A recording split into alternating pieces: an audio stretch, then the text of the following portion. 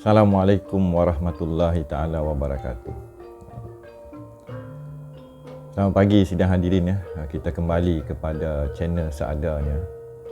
Baiklah, sidang pada pagi ni, kenapa saya katakan sidang? Sidang ni saya memberikan pandangan.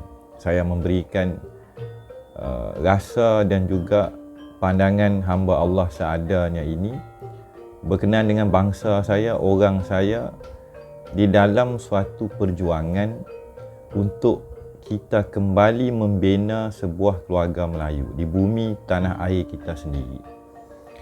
Di mana bumi ku pijak, di situ langit ku junjung. Konsep warisan kita yang telah dilupakan akibat sengketa yang berlarutan ratusan tahun. Malah dikatakan ribuan tahun kita telah tumbang. Sidang pada pagi ini membicarakan selamat. Kadang orang kata selamat pagi wahai bangsaku pada hari ini. Kita terlepas pandang sealamat tadi, iaitu bingkisan kasih, petunjuk dan peringatan daripada nenek moyang kita kepada kita orang Melayu, anak cucu pewaris warisan di zaman ini. Maka bahasa adalah perantara. Bahasa menyampaikan, bahasa memperingati, bahasa memberi ingat. Dalam konteks agama, tiadalah kami utuskan sekalian Nabi dan Rasul kecuali memberi peringatan kepada mereka yang lupa, yang mana peringatan itu tidak diberikan oleh nenek moyang mereka.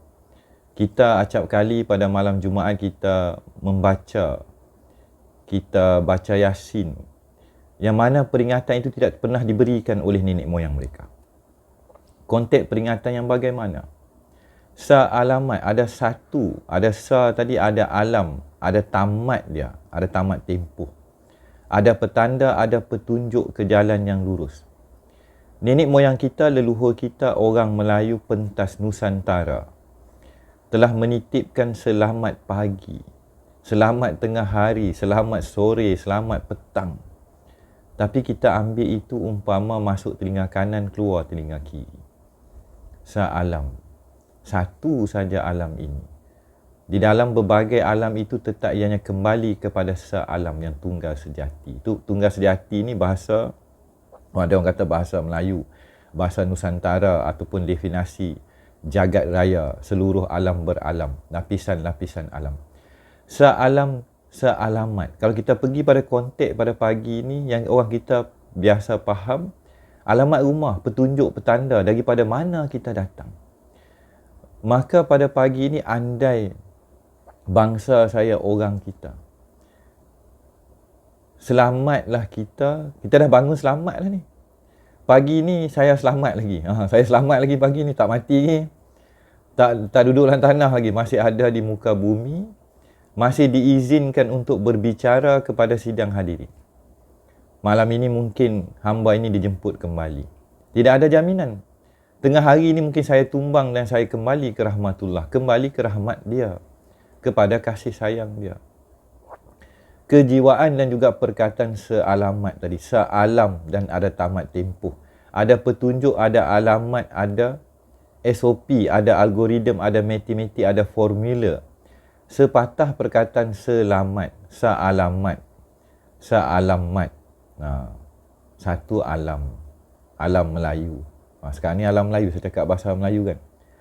Ada alamat, ada petunjuk, ada tamat tempoh, ada kematian, ada kehidupan, ada masa. Maka pada pagi ni kita dah selamat bangun, kita masih lagi selamat, ada aman dia dalam sealam tadi, ada aman. Maka bukalah mata wahai bangsa aku. Bukalah mata wahai sidang hadirin yang dikasihi oleh Yang Maha Esa, Yang Maha Pengasih dan Maha Penyayang. Kembalilah kepada budi bahasa, bahasa jiwa bangsa. Kembalilah kepada pakaian kamu.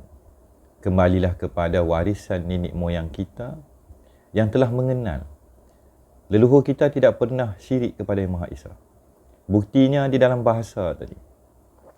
Bahasa selamat pada sidang kita pagi ini mengatakan, adakah anak bangsa mengenal alamat dan petunjuk? Atau adakah pada pagi ini kita bangun daripada tidur, kita pasang TikTok kita pasang YouTube kita, Kita menanti alamat daripada parti politik.